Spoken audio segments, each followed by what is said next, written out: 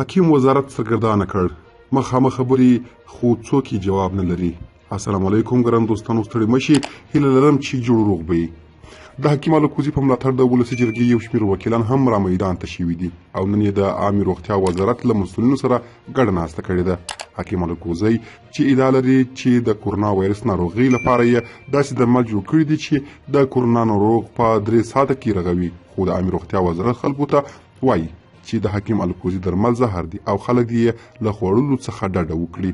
نن د عامې روغتیا وزارت مسؤلین د ولسي جرګې یو شمېر وکیلان او حکیم الکوزي ترمنځ ګډه ناسته روانه ده چې د دوی ترمنځ د حکیم الکوزي د درملو په اړه اوږده بحثونه ترسره شو او وړاندیزونه وړاندې شو.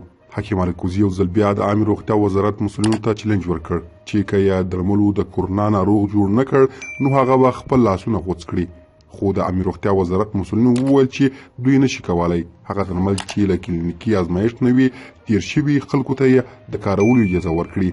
د عامې روغتیا وزارت یو شمېر کسانو دا غوښتنه هم وکړه چې باید د دې درملو ویشل بند شي او خلک یې له کارولو ډډه وکړي. همداراز د عامې روغتیا وزارت موین دا هم وویل چې که حکیم الکوزي د دوی په لابراتوار باور نه لري او شاید د دوی لابراتوار سمه نتیجه نه وي ورکړې نو دوی به دا درمل په نورو لابراتوارونو کې هم چک کړي.